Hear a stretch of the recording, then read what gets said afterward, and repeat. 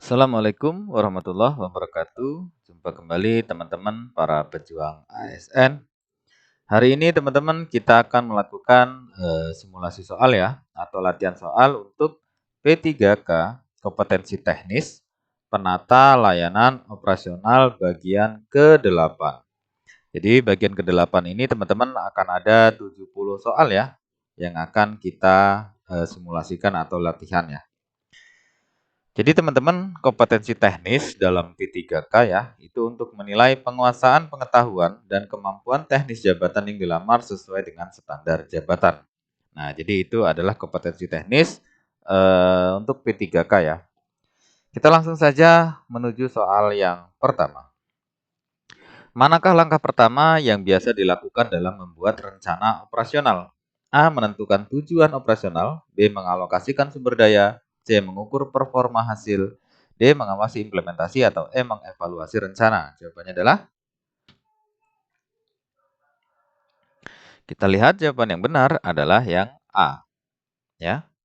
Kita lihat pembahasan. Langkah awal dalam membuat rencana operasional adalah menentukan tujuan operasional yang ingin dicapai.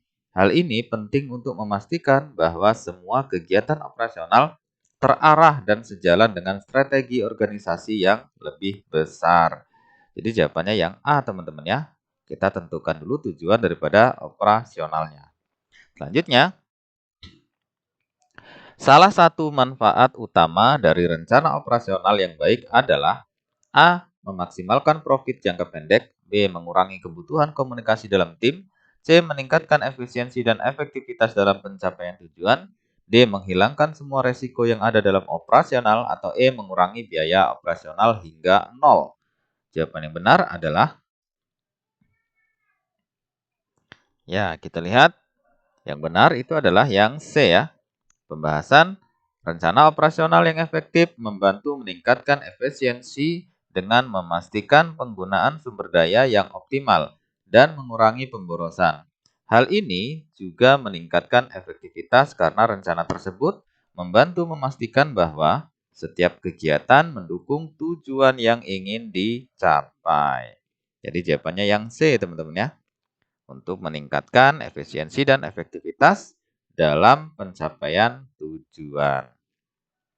Selanjutnya, dalam proses implementasi rencana operasional, penyesuaian seringkali diperlukan.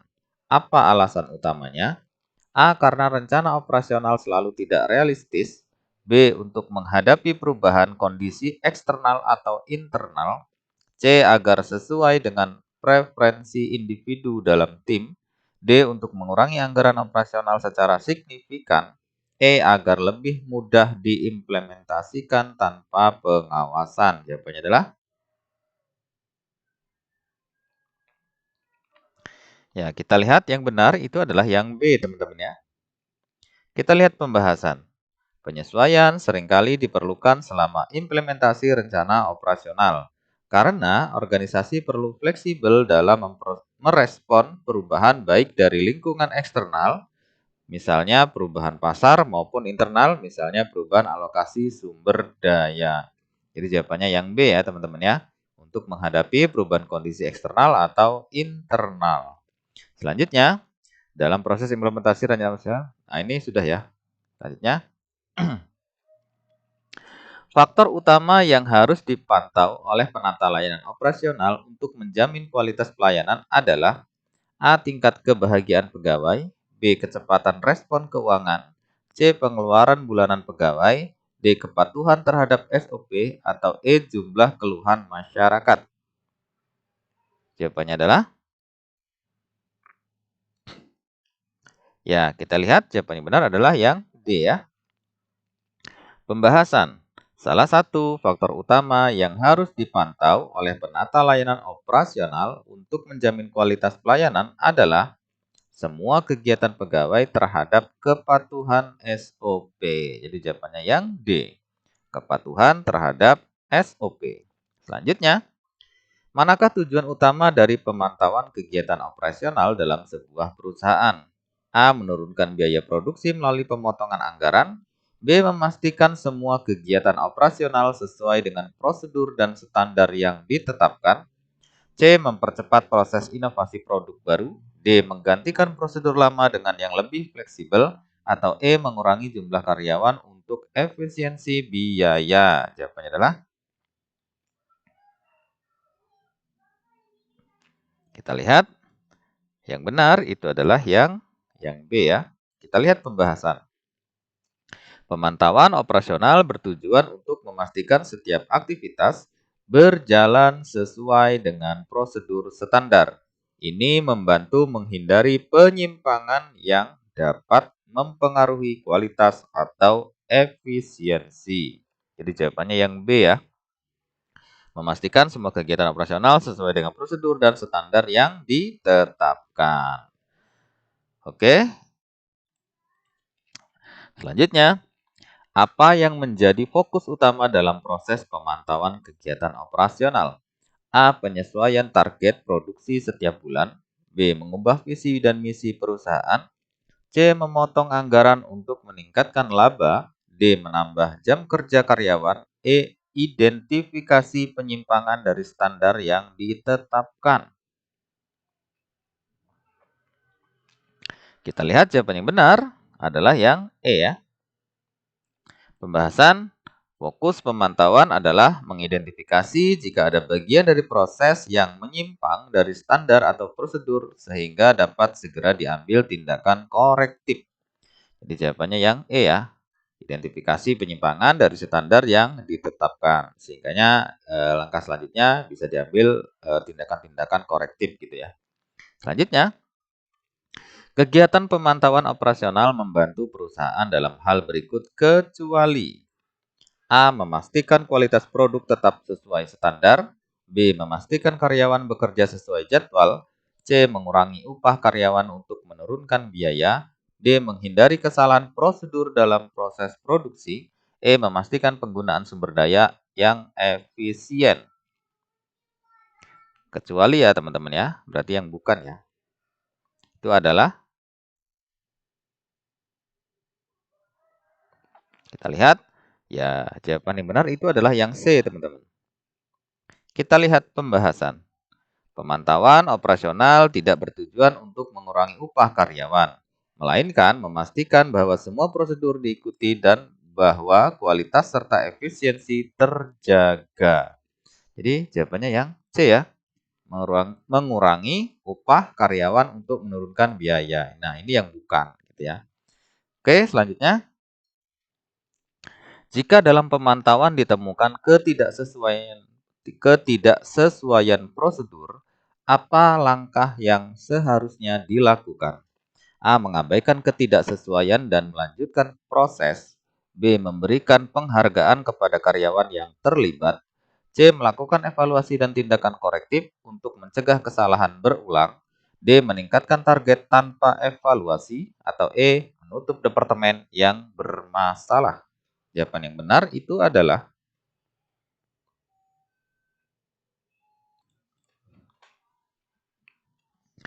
kita lihat jawaban yang benar adalah yang C ya teman-teman. Kita lihat pembahasannya. Langkah tepat adalah mengevaluasi masalah dan melakukan tindakan korektif untuk memastikan bahwa kesalahan tidak akan berulang ya. Jadi jawabannya yang C teman-teman ya. Jadi kita melakukan evaluasi dan tindakan korektif untuk mencegah kesalahan agar tidak berulang. Selanjutnya, apa manfaat utama dari melakukan pemantauan kegiatan operasional secara rutin? A. Mencegah terjadinya kesalahan atau penyimpangan proses. B. Meningkatnya loyalitas karyawan. C. Menjaga hubungan baik dengan pelanggan. D. Menambah waktu kerja bagi karyawan. E. Mengurangi jumlah produk yang diproduksi. Yang benar adalah, ya, yang benar itu adalah yang A teman-teman ya. Pembahasan pemantauan rutin bertujuan untuk mencegah kesalahan dan penyimpangan dari prosedur yang telah ditetapkan, menjaga kualitas dan efisiensi. Jadi jawabannya yang A ya, mencegah terjadinya kesalahan atau penyimpangan proses. Selanjutnya, apa yang dimaksud dengan tindakan korektif? dalam konteks pemantauan operasional. A. Meningkatkan target produksi tanpa perubahan proses. B. Memperbarui seluruh prosedur yang sudah berjalan. C. Menghentikan seluruh proses operasional sementara. D. Mengidentifikasi dan memperbaiki penyimpangan dalam proses operasional. E. Mengganti karyawan yang terlibat dalam kesalahan. Jawabannya adalah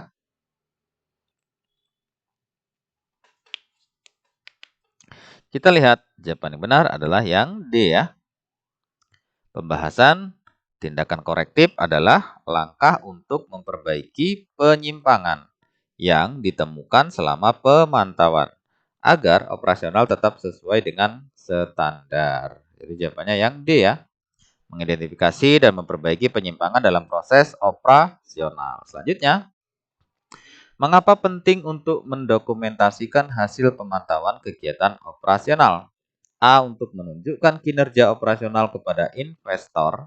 B. Untuk mempermudah proses evaluasi dan perbaikan jika diperlukan. C. Agar karyawan dapat melihat hasil kinerja mereka. D. Untuk mengurangi biaya administrasi. E. Untuk meningkatkan jumlah karyawan yang dibutuhkan. Jawabannya adalah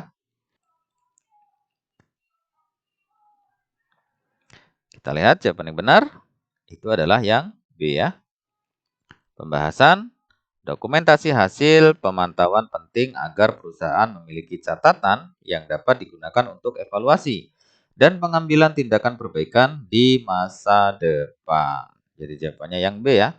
Jadi untuk memudahkan proses evaluasi dan perbaikan jika diperlukan. Selanjutnya, dalam pemantauan operasional, indikator apa yang biasanya dipantau untuk memastikan kepatuhan terhadap standar? A. Tingkat kehadiran karyawan. B. Anggaran pemasaran. C. Kualitas produk dan efisiensi proses. D. Jumlah penjualan bulanan atau E. Tingkat gaji karyawan. Jawabannya adalah kita lihat. Jawaban yang benar itu adalah yang C ya. Pembahasan kualitas produk dan efisiensi proses adalah indikator utama yang dipantau dalam pemantauan operasional untuk memastikan semua berjalan sesuai dengan standar. Jadi jawabannya yang C ya. Kualitas produk dan efisiensi proses. Selanjutnya, apa yang harus dilakukan jika pemantauan menunjukkan bahwa proses tidak berjalan sesuai standar? A. Membiarkan proses berjalan dan fokus pada area lain yang membutuhkan percepatan penyelesaian. B. Melakukan analisis untuk memahami penyebab dan melakukan perbaikan. C. Mengabaikan hasil pemantauan tersebut. D. Menghentikan seluruh operasional perusahaan. Atau E. Memberhentikan semua karyawan di bagian terkait. Jawabannya adalah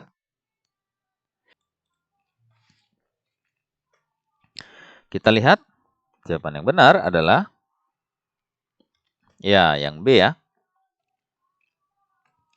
Pembahasan jika proses tidak sesuai standar, perusahaan harus melakukan analisis penyebab masalah dan mengambil tindakan perbaikan untuk mencegah kesalahan berulang. Jadi jawabannya yang B ya.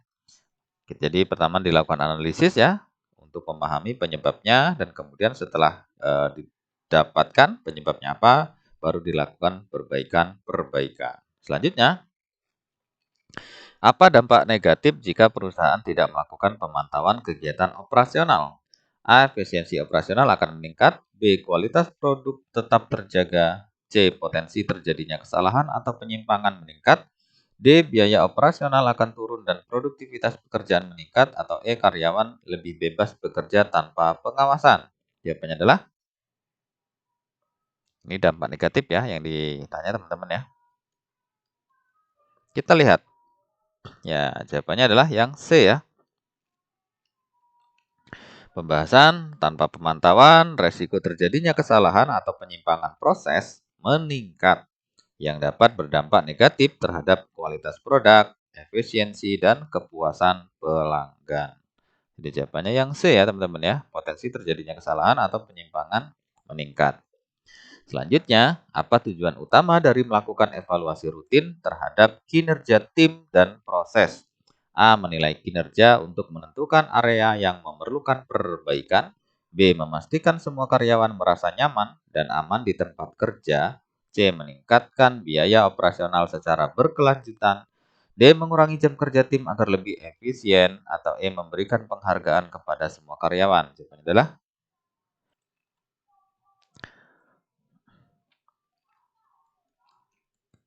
kita lihat jawaban yang benar adalah yang A ya. Pembahasan.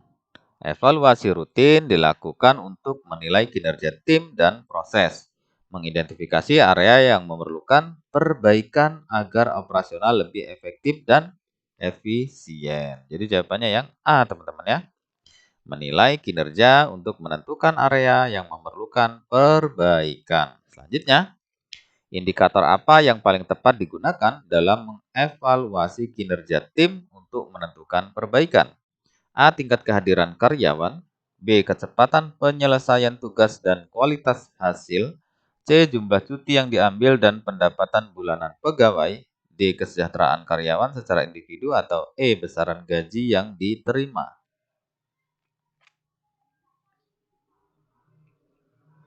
Kita lihat jawaban yang benar adalah yang B ya. Pembahasan, kecepatan, penyelesaian, tugas, dan kualitas hasil adalah indikator utama dalam mengevaluasi kinerja tim untuk melihat apakah ada aspek yang memerlukan perbaikan. Jadi jawabannya yang B, teman-teman ya. Kecepatan, penyelesaian tugas, dan kualitas hasil. Selanjutnya, langkah apa yang harus dilakukan setelah mengidentifikasi area perbaikan dalam evaluasi kinerja? A. Menetapkan target kinerja yang lebih tinggi pada setiap divisi tanpa evaluasi. B. Menunda perbaikan hingga evaluasi berikutnya. C. Menyusun rencana aksi untuk perbaikan dan melakukan implementasi. D. Mengabaikan temuan yang tidak signifikan. Atau E. Memberikan insentif untuk semua karyawan. Kita lihat jawaban yang benar adalah yang C ya. Pembahasan. Setelah area perbaikan teridentifikasi, langkah selanjutnya adalah merancang dan melaksanakan rencana aksi untuk memperbaiki kinerja di area tersebut. Jadi jawabannya yang C, teman-teman ya. Jadi menyusun rencana aksi untuk perbaikan dan melakukan implementasi. Jadi langsung diimplementasikan. Selanjutnya, manfaat utama dari evaluasi kinerja tim secara rutin adalah A. Menambah beban kerja pada tim agar mereka lebih meningkat dan produktif. B. Mengurangi biaya tanpa melihat hasil akhir. C. Menjaga kinerja tetap optimal dan memperbaiki proses yang lemah. D. Mengurangi waktu yang dihabiskan pada setiap tugas. Atau E. Memastikan bahwa seluruh karyawan merasa puas. Jawabannya adalah,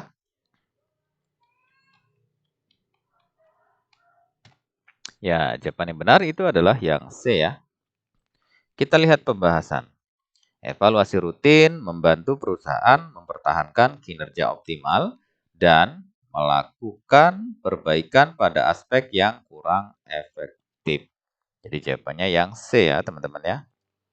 Menjaga kinerja tetap optimal dan memperbaiki proses yang lemah. Selanjutnya, apa yang dimaksud dengan feedback konstruktif dalam evaluasi kinerja tim? A. Kritik keras terhadap aspek yang perlu ditingkatkan. B. Saran dan masukan yang membantu tim memperbaiki kinerja tanpa menjatuhkan semangat mereka. C. Komentar tanpa penjelasan tentang kinerja individu. D. Pemberian penghargaan tanpa memberikan kritik. Atau E. Mengabaikan kesalahan kecil selama kinerja baik. Jawaban yang benar adalah,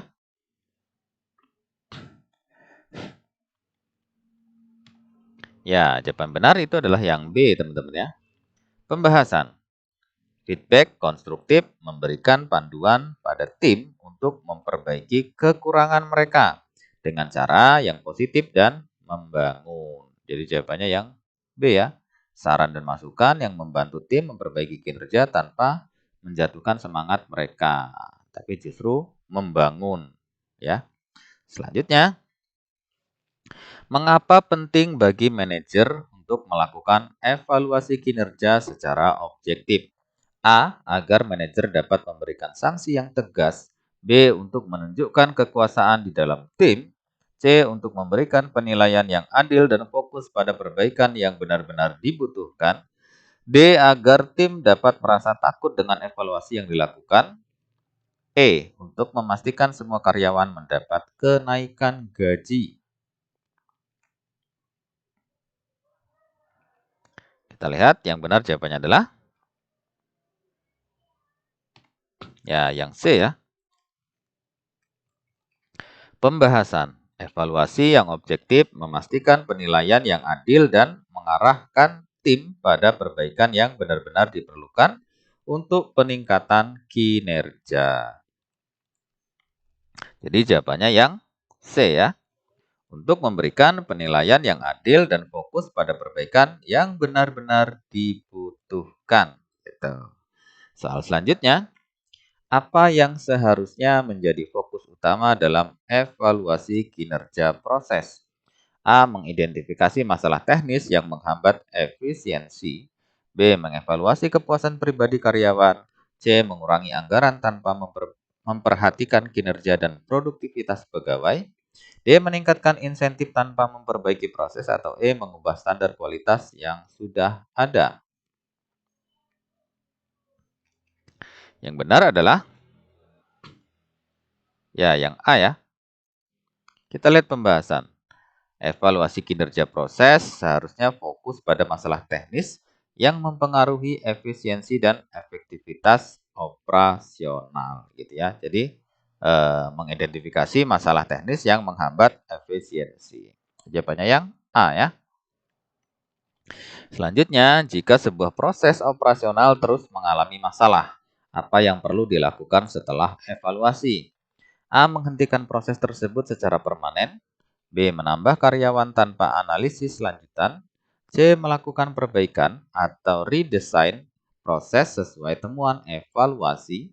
D. Mengganti seluruh karyawan yang terlibat dengan teknologi yang baru. Atau E. Mengabaikan hasil evaluasi dan fokus pada proses lain. Jawabannya adalah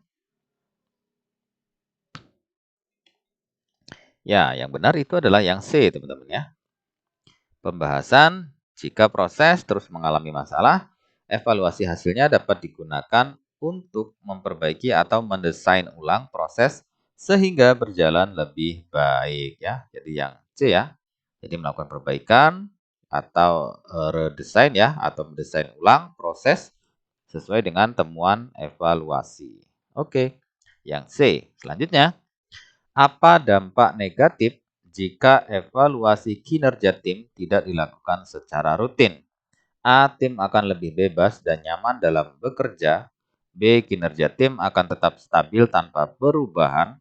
C. Area yang membutuhkan perbaikan mungkin terabaikan sehingga menurunkan efisiensi dan produktivitas. D. Meningkatkan kepuasan pelanggan. Atau E. Anggaran perusahaan menjadi lebih hemat.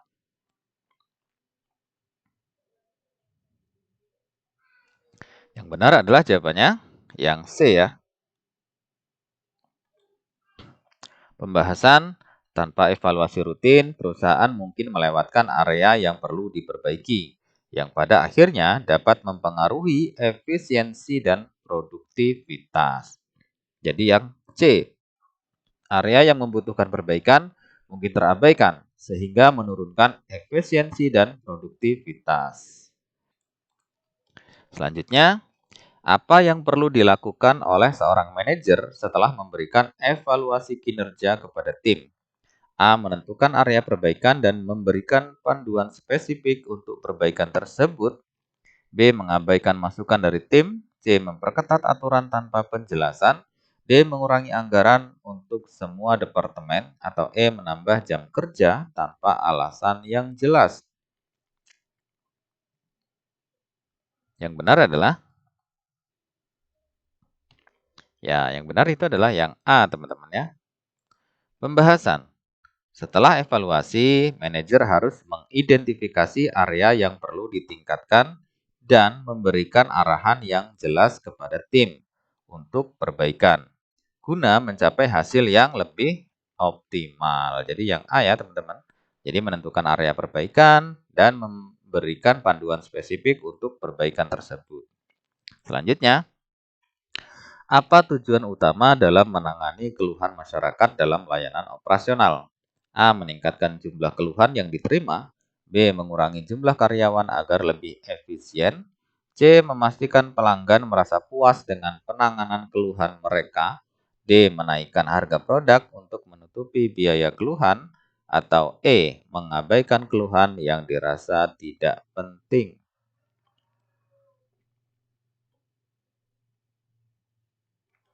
Kita lihat jawaban yang benar, itu adalah yang C ya. Pembahasan.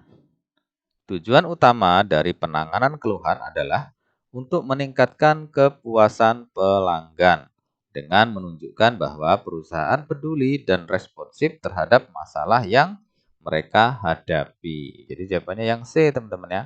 Jadi memastikan pelanggan merasa puas dengan penanganan keluhan mereka. Selanjutnya, apa langkah pertama yang sebaiknya dilakukan ketika menerima keluhan dari masyarakat? A. Langsung menolak keluhan tersebut. B. Mendengarkan keluhan dengan empati tanpa interupsi.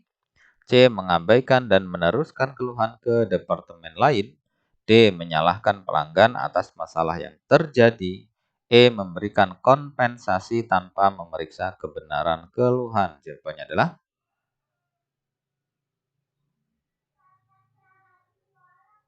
kita lihat jawaban yang benar adalah yang B ya. Pembahasan.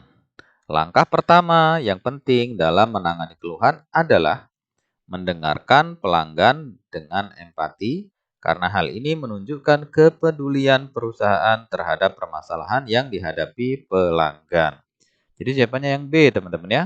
Jadi mendengarkan keluhan dengan empati ya, tanpa diinterupsi.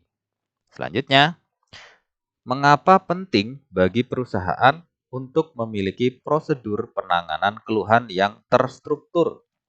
A. Agar karyawan tidak perlu menghabiskan waktu dengan pelanggan. B. Supaya perusahaan dapat mengabaikan keluhan yang berulang. C. Untuk memastikan konsistensi dan kecepatan dalam menanggapi keluhan. D. Agar pelanggan tidak bisa mengajukan keluhan berkali-kali. Atau E. Untuk mengurangi kebutuhan interaksi langsung dengan pelanggan. Jawabannya adalah,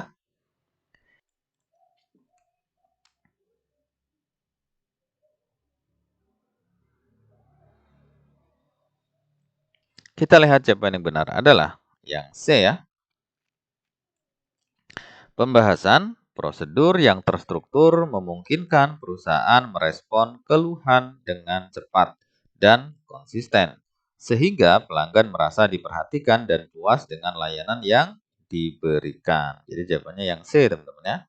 Untuk memastikan konsistensi dan kecepatan dalam menanggapi keluhan. Selanjutnya, apa yang dimaksud dengan resolusi cepat dalam konteks menangani keluhan pelanggan? A. Menyelesaikan keluhan secepat mungkin tanpa memedulikan kualitas solusi. B. Meminta pelanggan menghubungi kembali di lain waktu. C. Memberikan solusi yang cepat dan efektif agar pelanggan tidak menunggu terlalu lama. D. Mengabaikan keluhan jika terlalu sulit ditangani. E. Meminta pelanggan mengirimkan keluhan secara tertulis. Jawabannya adalah,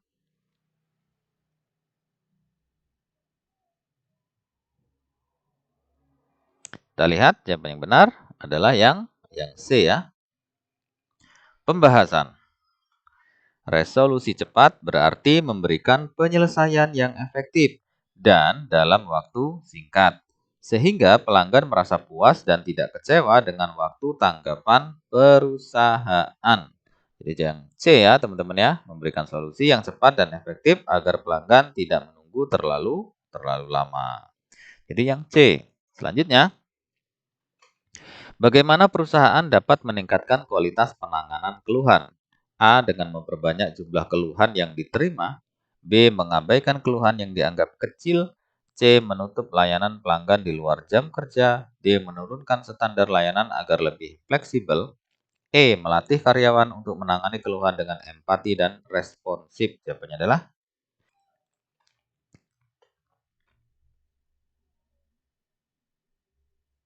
kita lihat jawaban yang benar adalah yang E ya. Pembahasan. Karyawan yang terlatih dengan baik dapat menangani keluhan dengan empati dan sikap responsif, sehingga pelanggan merasa dihargai dan masalah dapat diselesaikan dengan baik. Jadi jawabannya yang E ya, melatih karyawan untuk menangani keluhan dengan empati dan responsif. Selanjutnya, apa dampak negatif jika keluhan pelanggan diabaikan oleh perusahaan? A. Pelanggan akan semakin loyal. B. Kepercayaan pelanggan terhadap perusahaan akan menurun. C. Biaya operasional perusahaan akan menurun. D. Meningkatkan efisiensi tim layanan pelanggan. Atau E. Pelanggan akan berhenti mengajukan keluhan.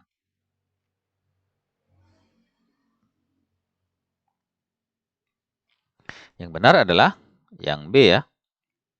Jadi dampak negatif jika keluhan pelanggan diabaikan oleh perusahaan adalah yang B. Kita lihat pembahasan.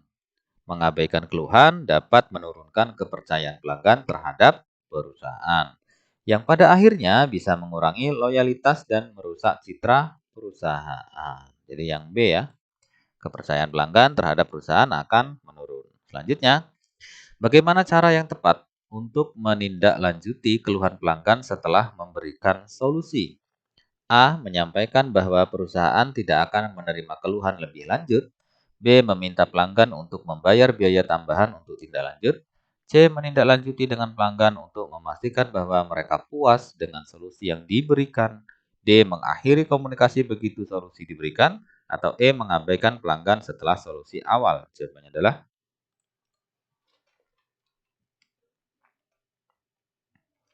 kita lihat jawaban yang benar adalah yang C ya. Pembahasan tindak lanjut memastikan bahwa pelanggan benar-benar puas dengan solusi yang diberikan, serta menunjukkan komitmen perusahaan dalam menangani keluhan dengan baik. Jadi yang C teman-teman. Menindaklanjuti dengan pelanggan untuk memastikan bahwa mereka puas dengan solusi yang diberikan. Selanjutnya, apa yang harus dilakukan oleh perusahaan jika keluhan pelanggan berulang karena masalah yang sama? A. Melakukan evaluasi internal untuk mencari penyebab masalah dan mencegah terulangnya keluhan serupa. B. Menyalahkan pelanggan karena tidak mengikuti instruksi. C. Mengabaikan keluhan karena masalah tersebut dianggap sepele. D. Memberikan kompensasi secara langsung tanpa memperbaiki masalah utama. Atau E. Menghentikan layanan kepada pelanggan tersebut. Jawabannya adalah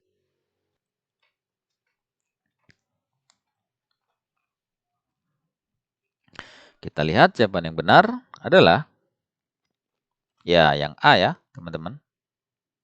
Pembahasan jika keluhan berulang terjadi penting bagi perusahaan untuk mengevaluasi penyebabnya dan memperbaiki proses internal agar masalah tidak berulang, sehingga pelanggan mendapatkan pengalaman yang lebih baik. Jadi yang A ya teman-teman. Melakukan evaluasi internal untuk mencari penyebab masalah dan mencegah terulangnya keluhan yang serupa atau berulang ya. Selanjutnya, mengapa mendokumentasikan keluhan pelanggan penting bagi perusahaan? A. Agar perusahaan dapat mengabaikan keluhan yang sudah sering diterima. B. Untuk meningkatkan jumlah keluhan yang tercatat. C. Untuk menambah beban kerja karyawan. D. Untuk mengevaluasi tren keluhan dan mengidentifikasi area yang perlu perbaikan. E. Agar keluhan yang tidak relevan dapat dihapus. Jawabannya adalah ya, kita lihat jawaban yang benar itu adalah yang D ya, teman-teman ya. Pembahasan dokumentasi keluhan memungkinkan perusahaan untuk menganalisis pola atau tren yang muncul, sehingga dapat mengambil langkah-langkah perbaikan yang tepat dalam proses operasional ya. Jadi jawabannya yang D, teman-teman ya. Untuk mengevaluasi tren keluhan dan mengidentifikasi area yang perlu perbaikan. Jadi jawabannya yang D. Selanjutnya, apa sikap yang harus dihindari oleh karyawan saat menangani keluhan pelanggan? A. Menyampaikan permintaan maaf dengan tulus. B. Menanggapi keluhan dengan tenang dan profesional. C. Menunjukkan sikap defensif atau menyalahkan pelanggan. D. Mencatat keluhan dengan detail, atau E. Menawarkan solusi dengan cepat. Oke, jadi yang ditanya adalah sikap yang harus dihindari ya. Sikap yang harus dihindari.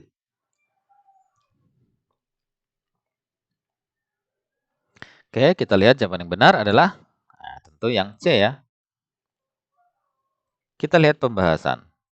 Sikap defensif atau menyalahkan pelanggan harus dihindari karena dapat memperburuk hubungan perusahaan dengan pelanggan dan mengurangi kepuasan mereka. Jadi ini tidak boleh ya sikap ini dilakukan ya teman-teman yang C ini ya.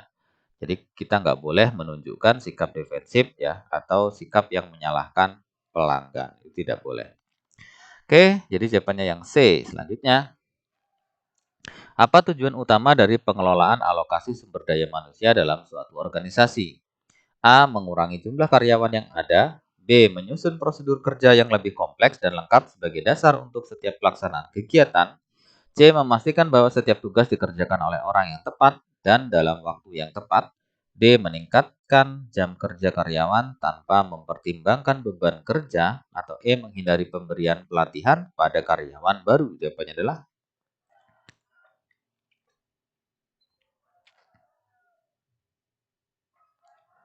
kita lihat jawaban yang benar itu adalah yang C, teman-teman ya.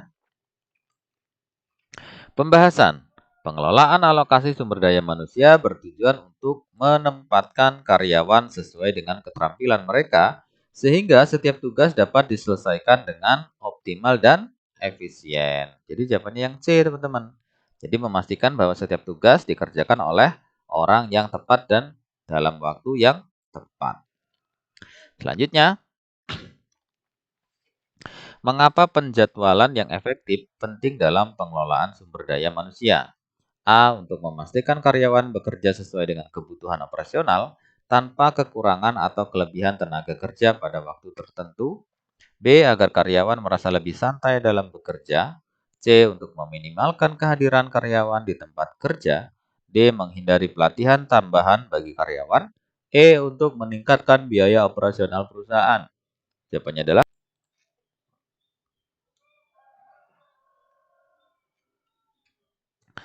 kita lihat jawaban yang benar itu adalah yang A, teman-teman ya. Pembahasan.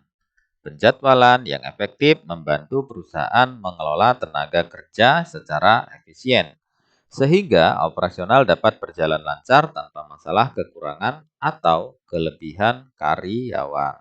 Jadi yang A, teman-teman. Jadi untuk memastikan karyawan itu bekerja sesuai dengan kebutuhan operasional, tanpa kekurangan atau kelebihan tenaga kerja pada waktu tertentu. Jadi jumlahnya pas ya, tidak kurang juga tidak kelebihan. Oke, selanjutnya.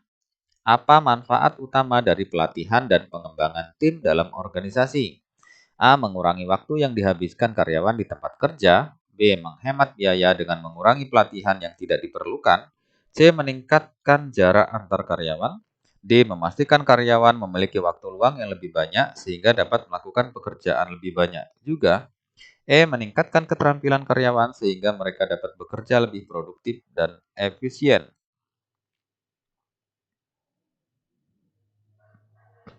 Jawaban yang benar itu adalah yang E ya. Pembahasan. Pelatihan dan pengembangan meningkatkan keterampilan dan kompetensi karyawan yang berdampak positif pada produktivitas dan kualitas kerja mereka. Jadi jawabannya E ya. Meningkatkan keterampilan karyawan sehingga mereka dapat bekerja lebih produktif dan efisien ya. Sehingganya dapat menciptakan sebuah kualitas kerja yang baik. Selanjutnya, apa yang dimaksud dengan alokasi material dalam konteks pengelolaan sumber daya? A. Penempatan barang di gudang yang berbeda. B. Mendistribusikan bahan dan peralatan sesuai dengan kebutuhan operasional agar produksi berjalan lancar. C. Menghitung biaya bahan baku serta biaya operasional dan distribusi lainnya secara keseluruhan dalam kegiatan. D. Mengurangi pembelian bahan baku. Atau E. Menyimpan semua bahan baku dalam satu tempat. Jawabannya adalah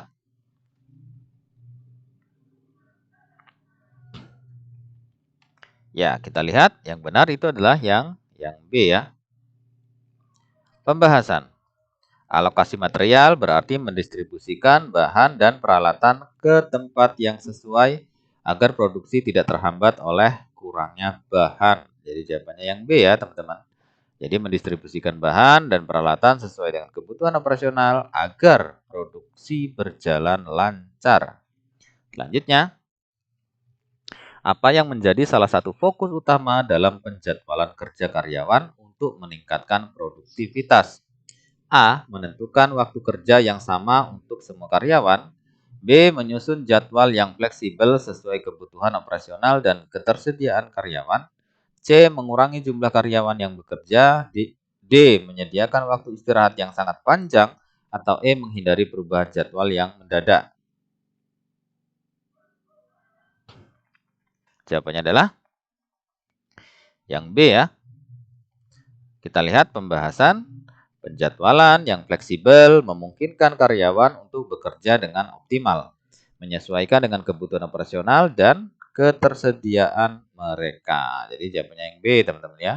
Jadi menyusun jadwal yang fleksibel, jadi sesuai kebutuhan operasional dan ketersediaan pegawai atau karyawan. Selanjutnya, bagaimana pelatihan yang baik dapat berkontribusi pada produktivitas tim? A. Dengan mengurangi waktu dan biaya operasional kerja karyawan agar lebih efisien dalam penggunaan anggaran. B. Dengan mengurangi pelatihan yang tidak diperlukan. C. Dengan menambah beban kerja pada karyawan. D. Dengan memotong waktu istirahat karyawan. Atau E. Dengan meningkatkan keterampilan dan pengetahuan karyawan agar dapat bekerja lebih efektif. Jawabannya adalah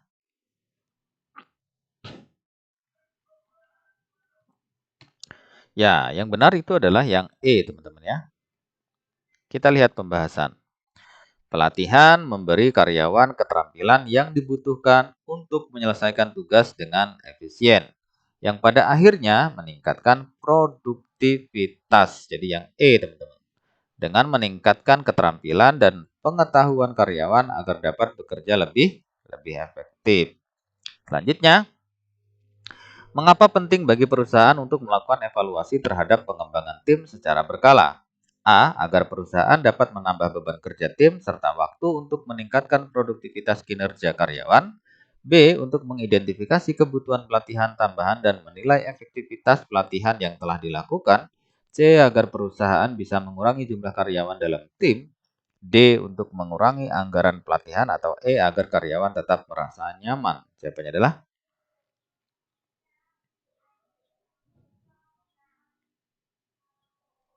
ya, kita lihat jawaban yang benar itu adalah yang B ya. Pembahasan evaluasi rutin memungkinkan perusahaan untuk menilai efektivitas pelatihan dan mengidentifikasi area yang perlu pengembangan lebih lanjut. Jadi yang B ya, teman-teman. Jadi untuk mengidentifikasi kebutuhan pelatihan tambahan dan menilai efektivitas pelatihan yang telah dilakukan. Selanjutnya, bagaimana pengelolaan alokasi material yang efektif dapat meningkatkan produktivitas? A. Dengan mengurangi biaya pengadaan bahan baku dan biaya operasional karyawan dalam sebuah kegiatan.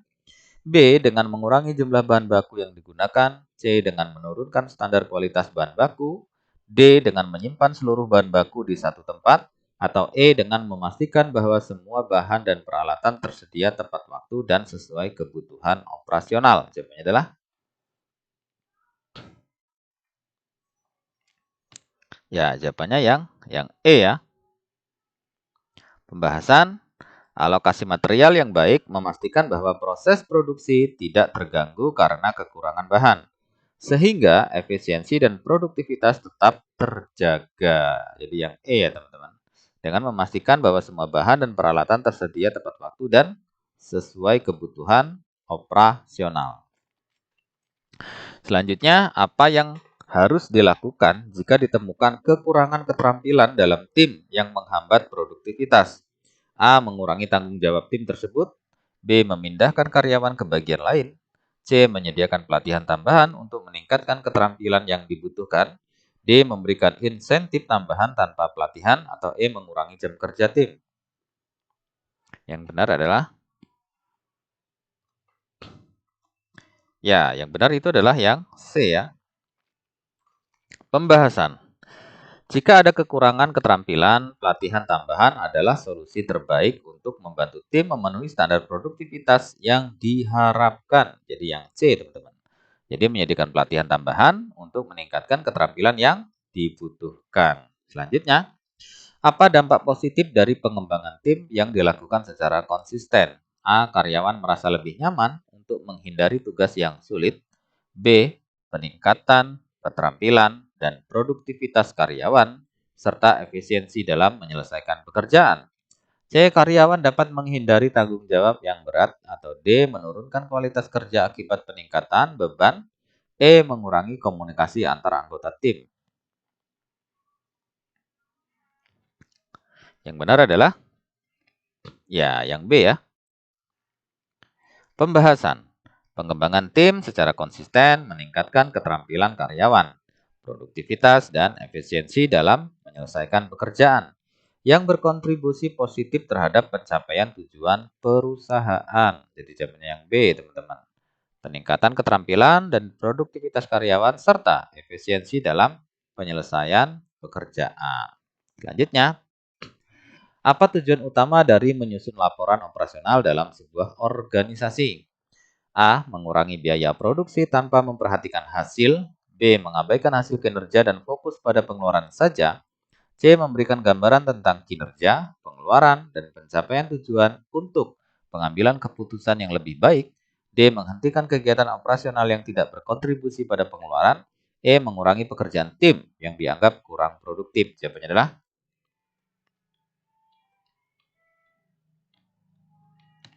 ya, jawabannya yang benar itu adalah yang C ya. Pembahasan.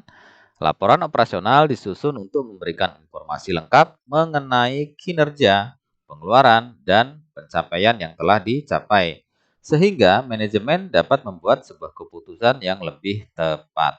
Jadi yang C ya, memberikan gambaran tentang kinerja, pengeluaran, dan pencapaian tujuan untuk pengambilan keputusan yang lebih baik. Selanjutnya, data apa yang biasa disertakan dalam laporan operasional untuk memberikan gambaran kinerja? A. Hanya total pengeluaran setiap bulan. B. Jumlah karyawan yang mengajukan cuti. C. Penilaian pribadi manajer. D. Nama-nama karyawan yang terlambat masuk kerja. Atau E. Indikator kinerja utama. Jawabannya adalah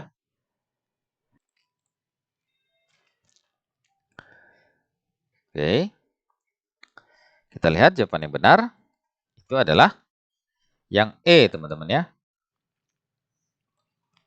Pembahasan. Indikator kinerja utama ya atau KPI digunakan untuk mengukur aspek-aspek penting dari kinerja yang ingin dicapai perusahaan, sehingga manajemen memiliki gambaran yang jelas tentang performa tim atau departemen. Jadi yang E ya, indikator kinerja utama. Selanjutnya, mengapa penting untuk mencantumkan pengeluaran dalam laporan operasional? A. Untuk mengurangi gaji karyawan yang dianggap tidak efisien. B. Untuk mengetahui biaya yang dikeluarkan dalam pencapaian tujuan tertentu. C. Untuk manajer dapat mengatur waktu kerja karyawan lebih ketat. D. Untuk menurunkan anggaran tanpa alasan yang jelas. Atau E. Untuk meningkatkan biaya operasional dengan menambah pengeluaran.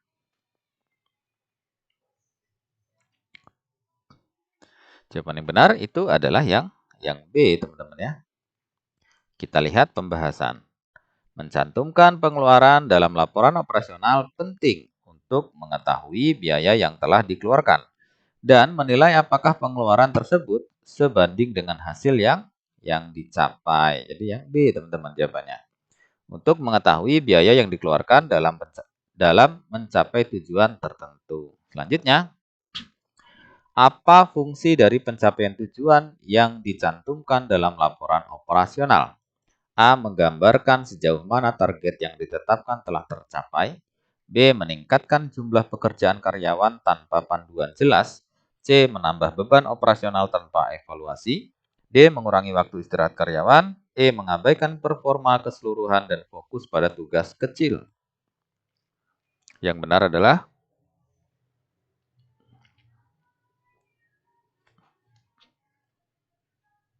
ya, kita lihat yang benar adalah yang A ya.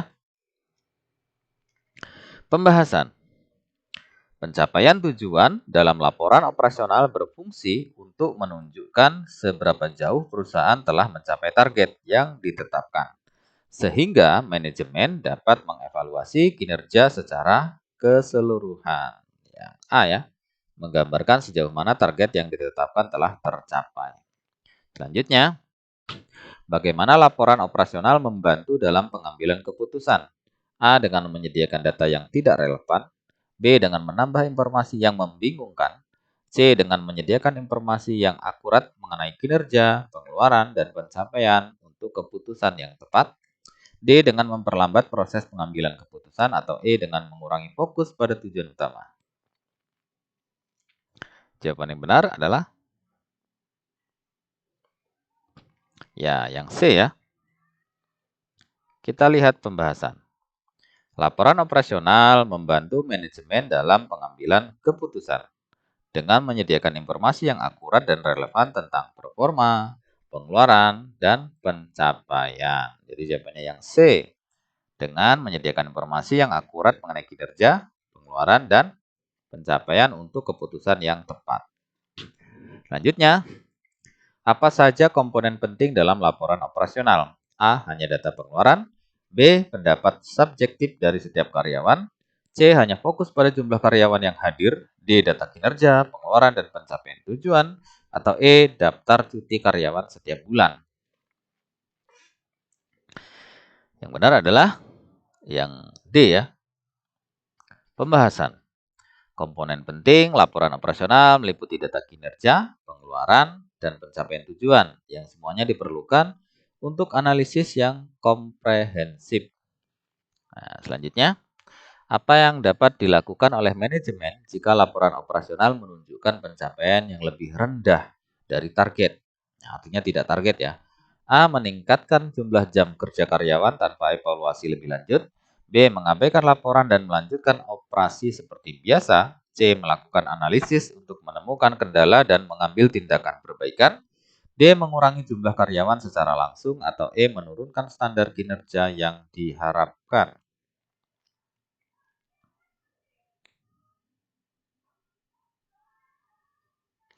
Oke, kita lihat yang benar. Itu adalah jawaban yang C ya. Kita lihat pembahasan. Jika pencapaian tidak sesuai target, manajemen perlu melakukan analisis untuk menemukan penyebabnya dan menetapkan tindakan perbaikan yang tepat untuk mencapai tujuan. Jadi yang C, teman-teman. Melakukan analisis untuk menemukan kendala dan mengambil tindakan perbaikan. Selanjutnya, mengapa penting bagi laporan operasional untuk disusun secara berkala?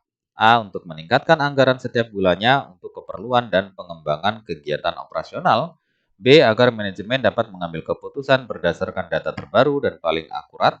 C. Untuk mengabaikan data yang sudah usang. D. Agar karyawan tidak perlu melakukan evaluasi harian. E. Untuk memastikan manajer bisa mengurangi jumlah karyawan. Jawabannya adalah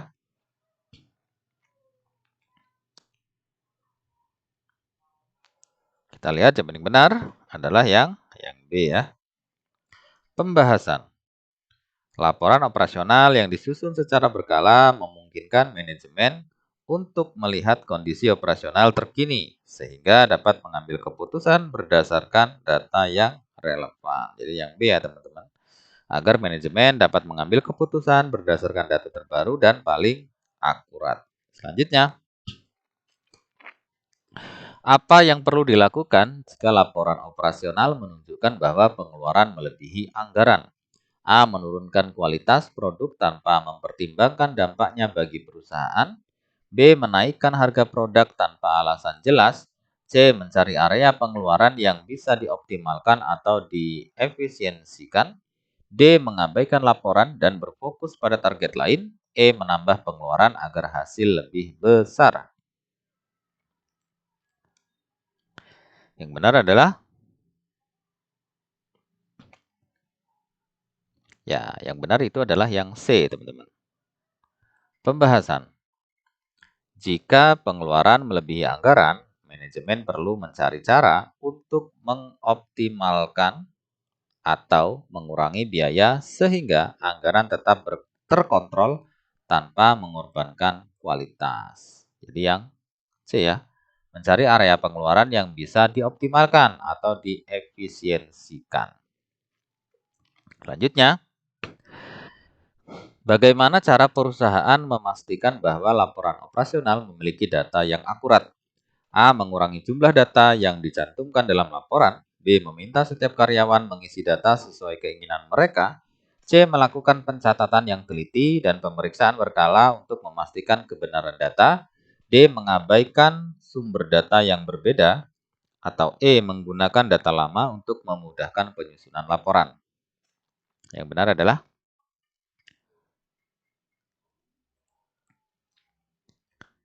kita lihat yang benar adalah yang C ya. Pembahasan. Agar laporan operasional akurat, penting bagi perusahaan untuk melakukan pencatatan secara teliti dan pemeriksaan berkala, sehingga data yang digunakan dapat dipercaya dan membantu dalam pengambilan keputusan yang lebih tepat. Yang C, teman-teman ya, jadi melakukan pencatatan yang teliti dan pemeriksaan berkala untuk memastikan kebenaran data. Selanjutnya, apa tujuan utama dari kerjasama antar departemen dalam satu organisasi? A. Meningkatkan kompetensi antar departemen. Kompetisi ya. Jadi A. Meningkatkan kompetisi antara departemen. B. Mengurangi ketergantungan antara departemen. C. Mengurangi interaksi antar karyawan untuk efisiensi. D. Menyelesaikan tugas departemen secara mandiri tanpa bantuan. E. Mencapai tujuan organisasi dengan mengoptimalkan sumber daya dan keahlian dari berbagai departemen. Yang benar itu adalah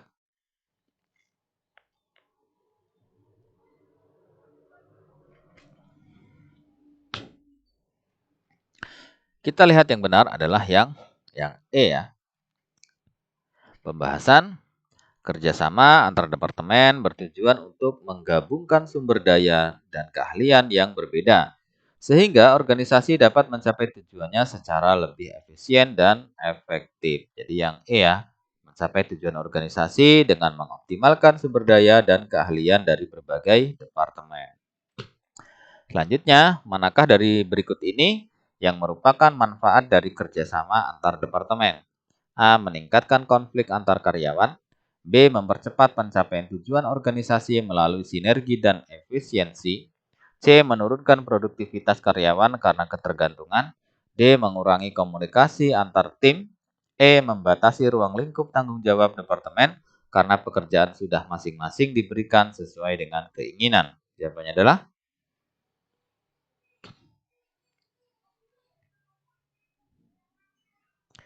kita lihat jawaban yang benar itu adalah yang B ya. Pembahasan kerjasama antar departemen memungkinkan berbagai tim untuk bekerja secara sinergis, mempercepat pencapaian tujuan organisasi melalui pemanfaatan yang lebih baik atas sumber daya. Jadi jawabannya yang B, teman-teman. Jadi mempercepat pencapaian tujuan organisasi melalui sinergi dan efisiensi. Selanjutnya, apa yang harus dilakukan jika terjadi konflik dalam kerjasama antar departemen? A. Mengabaikan konflik dan melanjutkan pekerjaan. B. Menyalahkan salah satu departemen secara terbuka. C. Mengadakan diskusi untuk mencari solusi bersama yang dapat diterima semua pihak. D. Memutus kerjasama antar departemen yang bersangkutan. E. Mengalihkan konflik ke pimpinan tanpa solusi. Jawabannya adalah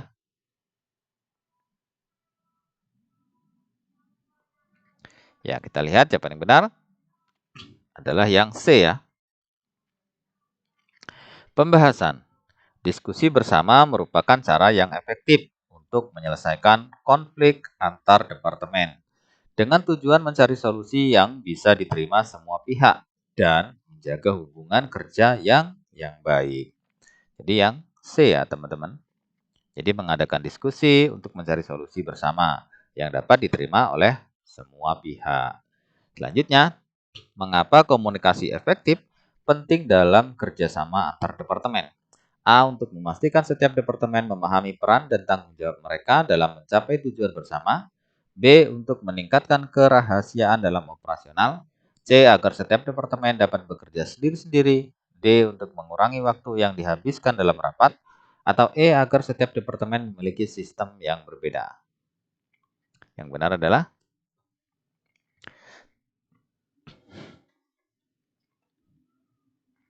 kita lihat jawaban yang benar itu adalah yang A, teman-teman ya. Pembahasan. Komunikasi yang efektif memastikan bahwa setiap departemen memahami tugasnya dalam kerjasama, sehingga setiap departemen bisa berkontribusi dan maksimal menuju pencapaian tujuan bersama ya. Jadi setiap departemen itu diharapkan bisa berkontribusi maksimal menuju pencapaian atau tujuan bersama. Jadi jawabannya yang A.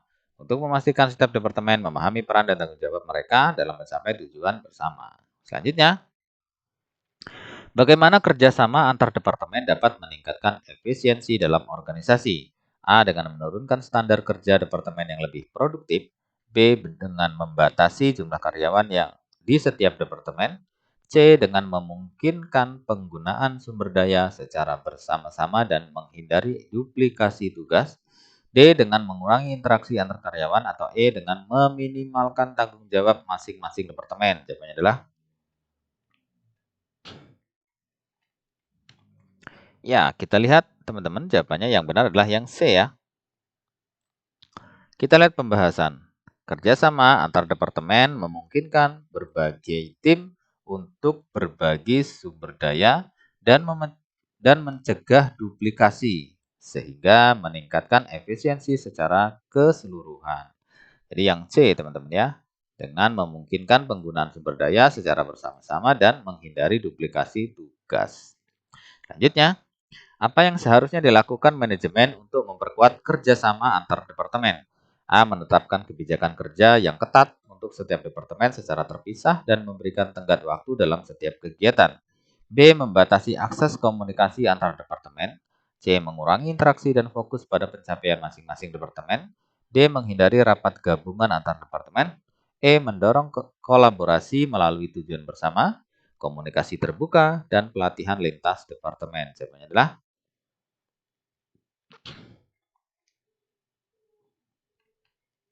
ya, jawabannya yang E ya. Kita lihat pembahasan. Manajemen dapat memperkuat kerjasama antar departemen dengan mendorong kolaborasi, memberikan tujuan bersama, serta mendukung komunikasi yang terbuka dan pelatihan lintas departemen. Jadi yang E ya, mendorong kolaborasi melalui tujuan bersama, komunikasi terbuka, dan pelatihan lintas departemen. Selanjutnya, apa dampak positif dari adanya pelatihan lintas departemen? A. Mengurangi efektivitas kerja karyawan. B. Menambah beban kerja tanpa manfaat. C. Membatasi pengetahuan karyawan pada tugas tertentu. D. Memperluas pemahaman karyawan tentang peran dan fungsi departemen lain untuk meningkatkan kolaborasi. Atau E. Mengurangi kinerja tim secara keseluruhan. Jawabannya adalah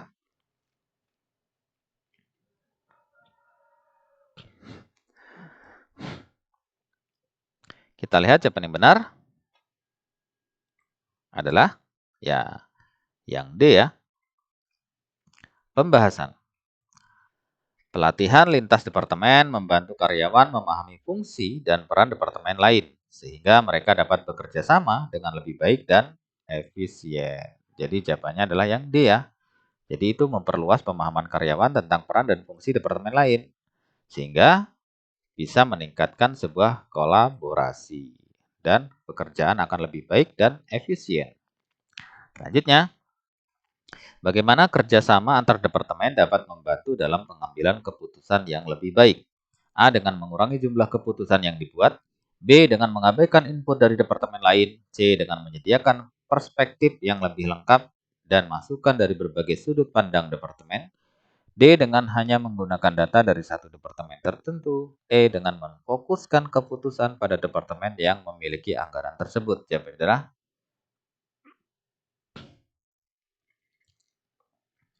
ya, kita lihat jawaban yang benar itu adalah yang C, teman-teman ya. Pembahasan. Kerjasama antar departemen memberikan masukan dari berbagai perspektif yang membantu pengambilan keputusan menjadi lebih holistik dan berbasis informasi yang lebih kaya. Jadi jawabannya yang C ya. Jadi dengan menyediakan perspektif yang lebih lengkap dan masukan dari berbagai sudut pandang departemen. Oke, selanjutnya. Apa yang harus dilakukan jika salah satu departemen tidak memenuhi perannya dalam kerjasama tim? A. Membiarkan departemen lain menanggung beban tambahan. B. Mengabaikan dampaknya terhadap tim secara keseluruhan. C. Mengadakan pertemuan untuk membahas tantangan dan memberikan dukungan yang dibutuhkan agar departemen tersebut dapat berkontribusi lebih baik. D. Mengurangi peran departemen tersebut secara keseluruhan. Atau E. Menyalahkan departemen tersebut secara terbuka. Yang benar adalah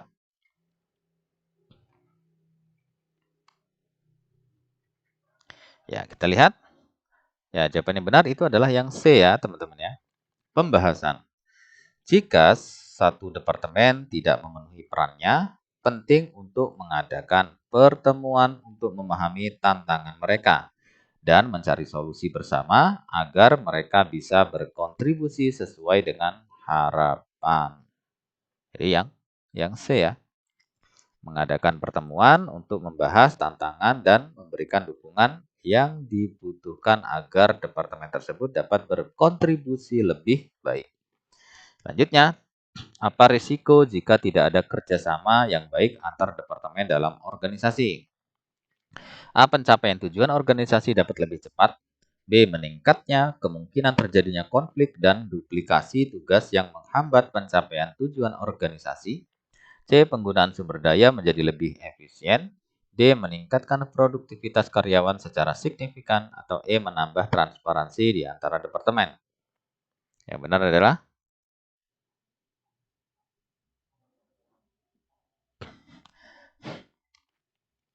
ya, yang benar itu adalah yang B, teman-teman ya. Pembahasan. Kurangnya kerjasama antar departemen dapat menyebabkan konflik dan duplikasi tugas yang dapat memperlambat pencapaian tujuan organisasi dan menurunkan efisiensi. Jadi yang B ya, teman-teman ya. Jadi meningkatkan kemungkinan terjadinya konflik tuh. Ya, kalau tidak ada kerjasama yang baik antar departemen ya.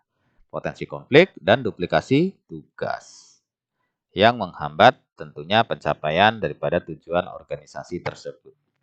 Selanjutnya, seorang praktisi dihadapkan pada situasi di mana media sosial digunakan untuk menyebarkan informasi yang salah tentang perusahaan. Apa tindakan yang harus dilakukan? A. Mengabaikan isu tersebut dan menunggu sampai isu itu mereda. B. Membalas komentar tersebut dengan informasi yang akurat dan terbuka. C. Memblokir akun media sosial yang menyebarkan informasi tersebut. D. Menyembunyikan fakta-fakta yang tidak menguntungkan perusahaan. E. Mengalihkan perhatian dengan memposting informasi positif tentang perusahaan. Jawabannya adalah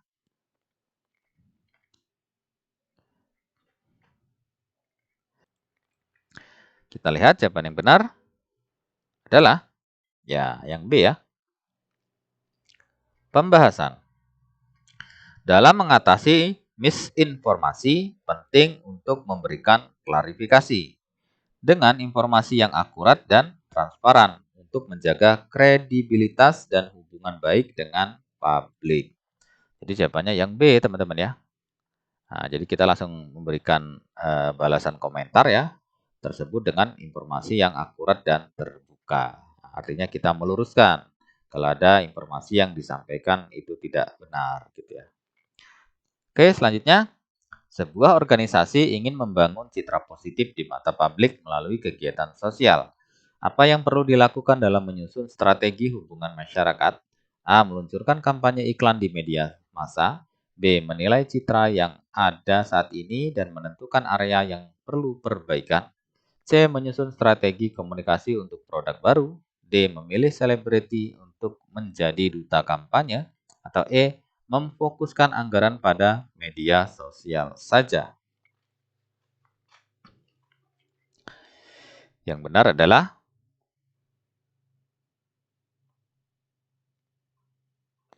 ya, kita lihat jawaban yang benar adalah yang B ya. Pembahasan. Sebelum meluncurkan kampanye atau strategi baru, penting untuk memahami posisi saat ini dan area yang memerlukan perbaikan untuk memastikan bahwa pesan yang disampaikan sesuai dengan kondisi dan kebutuhan audiens. Jadi jawabannya yang B ya. Jadi menilai citra yang ada dulu saat ini, kemudian menentukan area mana yang perlu diperbaikan. Nah, baru kita melakukan strategi-strategi gitu ya. Misalnya berkampanye dan lain sebagainya. Jadi jawabannya yang B. Selanjutnya, ketika merancang pesan untuk kampanye komunikasi publik, aspek penting yang harus dipertimbangkan untuk memastikan efektivitasnya adalah A. Menggunakan bahasa sederhana yang mudah dipahami oleh audiens. B. Menyampaikan pesan yang bersifat teknis dan ilmiah untuk menunjukkan kredibilitas. C. Memperkenalkan banyak konsep baru dalam satu pesan untuk memberikan wawasan yang luas. D. Menghindari penggunaan media digital untuk kampanye tersebut. Atau E. Memastikan pesan tersebut hanya dikirimkan melalui email. Jawabannya adalah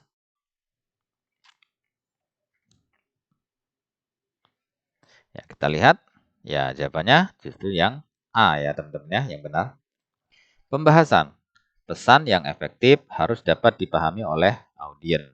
Jadi, penggunaan bahasa yang sederhana dan mudah dipahami sangat penting untuk mencapai tujuan komunikasi. Jadi, jawabannya adalah yang A ya. Menggunakan bahasa yang sederhana dan mudah dipahami oleh audiens. Selanjutnya, bagaimana Anda dapat mengukur efektivitas dari suatu kegiatan hubungan masyarakat setelah kampanye komunikasi selesai? A. Dengan menghitung jumlah uang yang dibelanjakan untuk kampanye tersebut. B. Dengan memantau jumlah artikel yang dipublikasikan tentang kampanye tersebut. C. Dengan melakukan survei untuk menilai perubahan persepsi dan sikap audiens terhadap organisasi. D. Dengan menilai beberapa banyak audiens yang hadir dalam acara yang diadakan. E. Dengan melihat beberapa banyak produk yang terjual selama kampanye berlangsung. Jawabannya adalah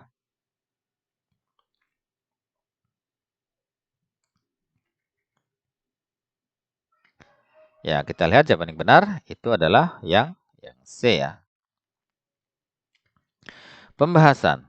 Evaluasi efektivitas kampanye hubungan masyarakat dapat dilakukan dengan mengukur perubahan dalam persepsi atau sikap audiens terhadap organisasi yang lebih relevan dibandingkan hanya melihat angka penjualan atau publikasi ya. Jadi kita dengan melakukan survei untuk menilai perubahan persepsi dan sikap audiens terhadap organisasi. Jadi yang C ya teman-teman.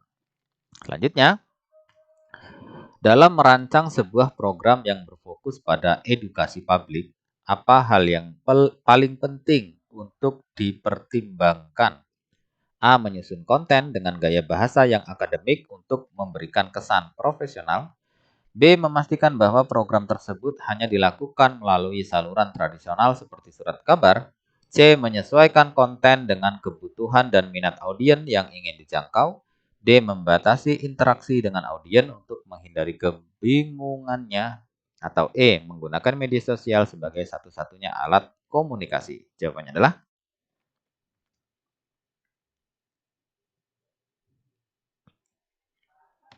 ya.